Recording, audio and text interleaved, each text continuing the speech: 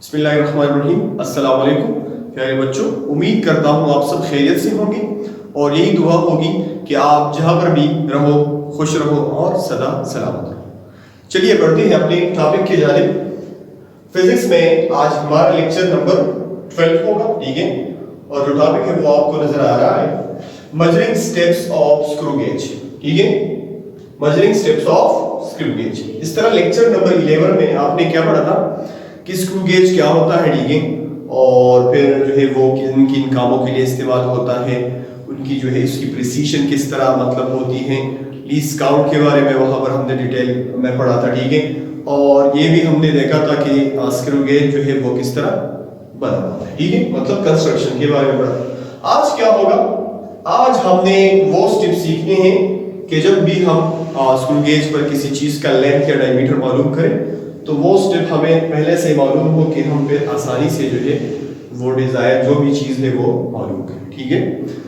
तो जिस तरह लीस्ट काउंट और वगैरह ये चीजें वहां पर जिक्र हुई थी, और अगर आपने वर्नियर कैलिपर की मेजरिंग स्टेप पढ़ी है तो तकरीबन सेम टू सेम ये उसी तरह है, ठीक है। मतलब वो अगर आपने अच्छी तरह देखी है तो ये वाली स्टेप आपके लिए फिर मुश्किल नहीं है। तो चलिए बढ़ते हैं। पहला स्टेप हमारा हमेशा क्या होता है कि हमने क्या मालूम करना है, लीस्ट काउंट, ठीक है। Calculate and note the least count of screw gauge. Screw gauge का आपने लीस्ट काउंट मालूम करना है कि वो कम से कम मेजरमेंट कितना आपको दे सकता है। तो लेक्चर 11 में वो सारी बातें हमने जिक्र की थी और एक फार्मूला जो है निकाला था कि स्क्रू गेज का लीस्ट काउंट जो होता है वो इसी फार्मूले से आप कैलकुलेट कर सकते हो। Pitch of screw gauge, total number of division on circular scale, ठीक है। फिर पिच के बारे में वहां पर हमने पढ़ा था कि पिच किस तरह मालूम होगा। तो पिच मालूम करने का तरीका ये था कि आपने स्क्रू गेज को क्लोज करना है और जब ये कंप्लीटली क्लोज हो जाएगा तो आपने इसको दोबारा ओपन करना है। किस तरह ओपन करना है, इसको टेम्पल से पकड़ना है और एक कंप्लीट रोटेशन देनी है। एक कंप्लीट रोटेशन से ये होगा कि मेन स्केल या लीनियर स्केल पर आपको कुछ डिवीजन नजर आएंगे। वो डिवीजन अगर 1 डिवीजन आपको नजर आए तो पिच आपका 1 है, वो अगर 2 है तो पिच 2 है। बाकी टोटल नंबर ऑफ डिवीजन है तो वो आपको यहाँ देखना होगा कि सर्कुलर स्केल पर कितने डिवीजन हैं, तो उनको फिर आप डिवाइड करें, इसका इसी तरीके से मालूम हो। फिर दूसरा स्टेप जो हमारा है वो है हमने जीरो एरर मालूम करना है, ठीक है। वर्नियर कैलिपर में भी आपने इसी के बारे में पढ़ा था कि जीरो एरर क्या होता है। तो जिस तरह आपको पता है कि वर्नियर कैलिपर हो या स्क्रू गेज हो, इन दोनों इंस्ट्रूमेंट में दो स्केल हैं और हर एक स्केल में अपना वाला जीरो है। तो जीरो एरर क्या होता है, जब दोनों स्केल की जो जीरोस हैं ये एक दूसरे से कोइंसाइड ना हो जाए, ठीक है। मतलब एक दूसरे के आमने सामने ना हो, या एक उधर हो एक दूसरे साइड पर हो या ऊपर नीचे हो, तो तब जीरो एरर होता है। तो इस कंडीशन में हम पढ़ेंगे कि नो एरर कब होगा, ठीक है। No zero error, no zero error, ठीक है। तो नो जीरो एरर के लिए ये है कि जब दोनों जीरो कोइंसाइड हो जाए, ठीक है, बोथ जीरोस कोइंसाइड, तो फिर एरर नहीं होगा, ठीक है। इस तरह मैं ड्रा करूं सर्कुलर स्केल को, ठीक है, ये हो गया सर्कुलर स्केल, ठीक है। और यहां पर इसी के सामने है हमारा मेन स्केल, यहाँ पर उसका डेटम लाइन होगा जो आपको नजर आएगा, और इसी पर यहाँ पर है हमारे साथ जीरो। फिर यहाँ पर भी कुछ डिवीजन होते हैं, ठीक है, डिविजन्स, ठीक है, 0, 5, 10 और यहाँ पर ये 95 है, 45 है जो भी, ठीक है। तो आपको स्क्रू गेज इस तरह का नजर आएगा जब आप इसको बंद करोगे।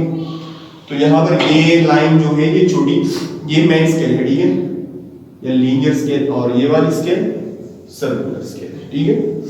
तो यहां पर देखें ये जीरो अगर आप देखें तो बिल्कुल किसके सामने आ रही है, डेटम लाइन। मेन स्केल पर ये जो सीधा लाइन होती है इसको हम कहते हैं डेटम लाइन, ठीक है।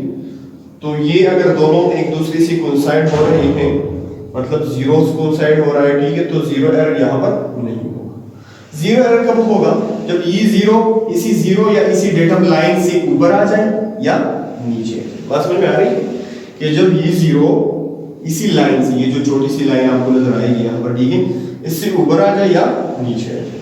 तो जब ऊपर आएगी वो कौन सा एरर होगा, जब नीचे आएगी तो वो कौन सा एरर होगा। तो यहाँ पर चलो वो भी देखते हैं, ठीक है। अब अगर कुछ इस तरह है कि ये आपका सर्कुलर स्केल है, ठीक है, ये थोड़ा यहाँ मैंने बड़ा ड्रा किया कि नजर आए, ठीक है, यहाँ पर वो डेटम लाइन और इस पर यहाँ पर 0, ठीक है। अब अगर कुछ इस तरह कंडीशन है, ठीक है,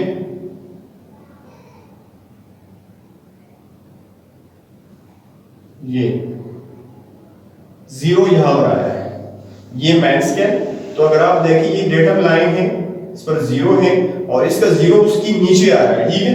जब इस तरह का कंडीशन होगा तो इसको हम कहेंगे पॉजिटिव 0 एरर, कि जब सर्कुलर स्केल का 0 मेन स्केल की 0 डेटम लाइन से नीचे आ जाए तो इस वाले एरर को हम कहते हैं पॉजिटिव 0 एरर। अब नेगेटिव किस तरह होगा, ये वही सर्कुलर स्केल है, ठीक है, और यहां पर इसके सामने मेन स्केल, उसकी ये डेटम लाइन, ये 0। अब अगर 0 के यहां पर आ रहा है, ठीक है, बाकी ये डिवीजन है जो भी है, 0 से ऊपर ये 95, ये 90 और इसके ऊपर सारे।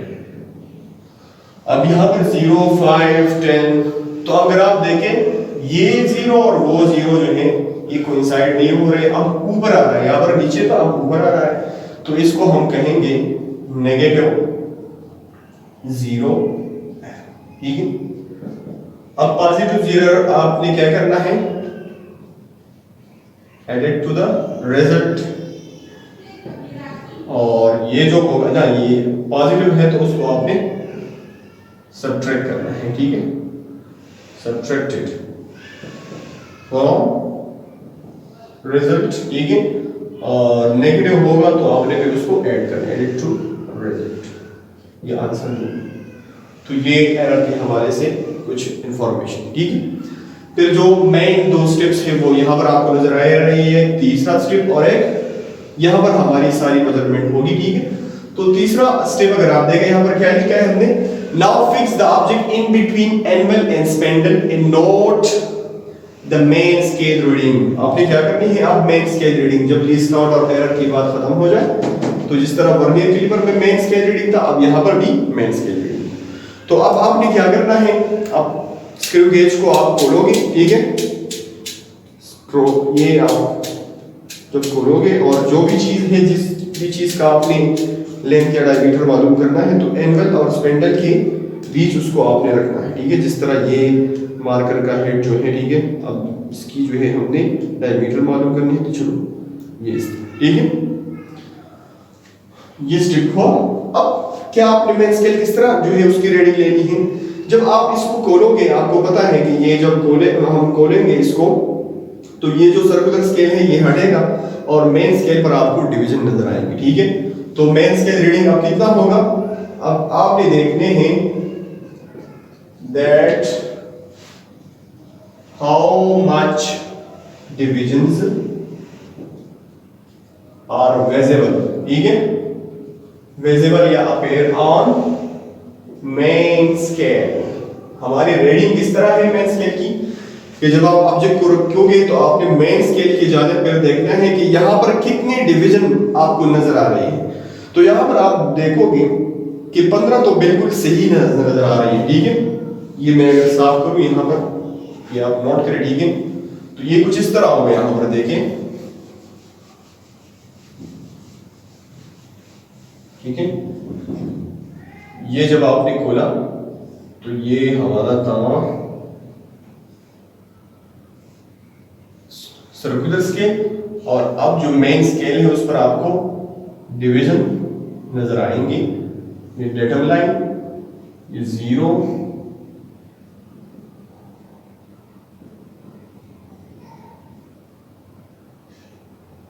ये 5 या जो भी है, ये 10 है, ये 15 है, ये 20 है, जो भी है, ठीक है। अब यहां पर जो है उसी की डिवीजन है, उसको हमने नहीं वगैरह लिख के चलो 5, 10 ये आ गई, ठीक है। तो रीडिंग इस तरह है that how much division are visible on main scale. आपने इसी स्केल की जानिब देखना है कि यहाँ पर कितने डिवीजन नजर आ रहे हैं। तो आप खुद देखें कितने हैं 20। तो आप 20 आपको नजर आ रहे हैं, लेकिन यहाँ पर कुछ डिवीजन है। ये अगर ये 20 कुछ इस तरह यहाँ पर होता, बिल्कुल यहाँ पर इसी के साथ फिक्स होता, तो ये बिल्कुल फिर ठीक है, आपने 20 लिखना था। लेकिन अब ये जो डिवीजन है ये थोड़ा यहाँ पर आया है, ठीक है, थोड़ा यहाँ पर आया, मतलब कुछ आपसे कुछ छोटे छोटे डिवीजन, कुछ जो पार्ट है वो हमसे रह जाता है। तो मेन स्केल रीडिंग आपने वही लिखनी है जो आपको एग्जैक्ट मालूम है। तो चलो 20 मिलीमीटर हमने नोट किया, ठीक है, एग्जांपल के तौर पर। अब ये जो हिस्सा हमसे रहता है तो उसको हम कहते हैं फ्रैक्शन टू बी एडेड, वो हम मालूम करेंगे। तो वो किस तरह आपने मालूम करना है, that which division on circular scale is coincide with the datum line. ये जो लाइन है ये डेटम लाइन, इसी के सामने आपने देखना है कि कौन सा डिवीजन इसी के सामने आ रहा है, ठीक है, इसी के सामने कौन सा डिवीजन आ रहा है, ठीक है। ये पर स्केल 25, ये 30, ये 35 और आगे ये 40 इस तरह आएगा, ठीक है। तो यहाँ पर मैं अगर देखूं तो यहाँ पर 22 है मेरे वाले इंस्ट्रूमेंट में, यहाँ पर 22 है। लेकिन यहाँ पर अगर आप देखें डायग्राम में तो इस डेटम लाइन के सामने कौन सा डिवीजन आ रहा है, ये 30, 31, 32 आ रहा है, ठीक है। तो ये वाला 32 आपने यहाँ पर नोट करना है। ये वो डिवीजन है जो डेटम लाइन के सामने कोइंसाइड हो रहा है, ठीक है। आखिरी स्टेप हमारा क्या होगा, डिवीजन हमने ये कोइंसाइडिंग डिवीजन को, ठीक है, कोइंसाइडिंग डिवीजन। आखिरी स्टेप आप क्या है, multiplying coinciding division of circular scale with least count. इस 32 को आपने क्या करना है, लीस्ट काउंट के साथ मल्टीप्लाई करना है। तो लीस्ट काउंट आपको याद है वो है 0.01। तो इससे कुछ इसका क्या आएगा, प्रोडक्ट, ठीक है। अब ये जो प्रोडक्ट आएगा, इस वाले प्रोडक्ट को आपने ऐड करना है किसके साथ, मेन स्केल रीडिंग के साथ, ठीक है। तो जो भी यहाँ पर आंसर आ रहा है 0.032 है, तो आपने 20 के साथ उसको ऐड करना है। तो 20 प्लस इसको आपने ऐड करना है 0.032 है या जो भी है, तो यहाँ पर आप इसको ऐड करोगे और यहाँ से जो आंसर आएगा 20.032, तो यही इस आपकी जो है आंसर है। बात समझ में आ रही है। तो ये कुछ स्टेप थे जो आपने इसी तरह फॉलो करने हैं। बाकी आखिर में मैं आपको डेमो दूंगा, ठीक है, तो आप वहाँ से भी जो है आपकी जो मसले हैं आपकी जहाँ पर जो आपकी समझ नहीं आ रही तो आप वहाँ पर क्लियर हो जाओगे, ठीक है। स्क्रू गेज आपको नज़र आ रहा है, ठीक है। अब ये ओपन है, तो ज़ीरो एरर मालूम करने के लिए इसको पहले क्लोज करेंगे, ठीक है। यहाँ टेम्बल से आपने इसको क्लोज करना है, ठीक है। अब रेचेट से देखिए क्लोज हुआ कि नहीं, अब क्लोज हुआ, ठीक है। अब देखें यहाँ पर, तो एक आपने इस वाली लाइन की तरफ देखना है, ठीक है। ये जो यहाँ पर लाइन नज़र आ रही है मेन स्केल पे, ये डेटम लाइन है, और एक इसी स्केल में आपने ज़ीरो अब ढूंढना है। तो ज़ीरो अगर आप देखें तो ऊपर आ रहा है, ठीक है, मतलब डेटम लाइन से काफ़ी दूर यहाँ पर है, ठीक है, ये यहाँ पर। तो मतलब इसमें बहुत ज़्यादा जो है ज़ीरो एरर है। कुछ इंस्ट्रूमेंट इस तरह भी हो सकते हैं कि उसमें एरर ना हो, कुछ में हो सकता है ये ज़ीरो कहीं यहाँ पर होगा, ठीक है। अब ये तो बहुत ज़्यादा एरर है, ये ज़ीरो अगर आप देखें, अब कुछ में इस तरह होगा, ठीक है, कि ये ज़ीरो इस डेटम लाइन से इतना ऊपर होगा, तो वो नेगेटिव ज़ीरो एरर है। अब यहाँ पर एरर बहुत ज़्यादा है, यहाँ पर आ रहा है, ठीक है, ज़ीरो, लेकिन एरर है। कुछ एरर इस तरह होंगे कि ये ज़ीरो अगर आप देखें, ये अब उसी डेटम लाइन से, ये डेटम लाइन और इससे ज़ीरो नीचे पड़ रहा है, तो ये पॉजिटिव एरर है, इसको आपने फिर सब्ट्रैक्ट करना है, ठीक है। तो ये तो एरर की बात हो गई। अब आपने क्या करना है, इंस्ट्रूमेंट को ओपन करना है, ठीक है, और आपने जो मालूम करना है, तो आप पहले लीस्ट काउंट, फिर एरर, और अब दो तरह के आपने मेजरमेंट लेने हैं। अब ये एनुअल स्पेंडल में इसको हम रखेंगे, ठीक है, ये परस करे इसकी डायमीटर आपने मालूम करनी है। अब ये इसमें फिक्स हुआ, हाँ, ठीक है। अब आपने स्केल की तरफ देखना है, मेन स्केल की तरफ। तो आप देखें, आपको 15 नज़र आ रहा है कि नहीं, 15, और 15 ये इस तरह नहीं है कि 15 वहाँ पर ख़त्म हुआ है, उससे आगे भी जो है कुछ थोड़ी सी जगह है, कुछ मतलब ये है कि डिवीज़न हमसे छूट रहे हैं, ठीक है। वो डिवीज़न जो छोड़ रहे हैं जो यहाँ पर मौजूद होंगे, लेकिन हम उसमें अब जो है एम्बिग्विटी में हैं। तो 15 तो एग्जैक्ट है, हम मेन स्केल रीडिंग में 15 लिख लेंगे, 15 मिलीमीटर। बाकी ये जो जगह हमसे रह जाती है तो इसका तरीक़ा मैंने बता दिया कि आपने क्या करना है, इस डेटम लाइन के सामने देखना है कि इस डेटम लाइन के सामने कौन सा डिवीज़न इसी सर्कुलर स्केल का कोइंसाइड हो रहा है। तो आप देखें ये 10 और 10 से ऊपर ये 11 है ना, 11। तो मतलब यहाँ पर 11 आपका क्या है, वो कोइंसाइडिंग डिवीज़न है जिसको आपने फिर लीस्ट काउंट के साथ मल्टीप्लाई देनी है उसको, ठीक है। तो 11 को जब आप 0.01 के साथ मल्टीप्लाई करोगे तो 0.11 आएगा।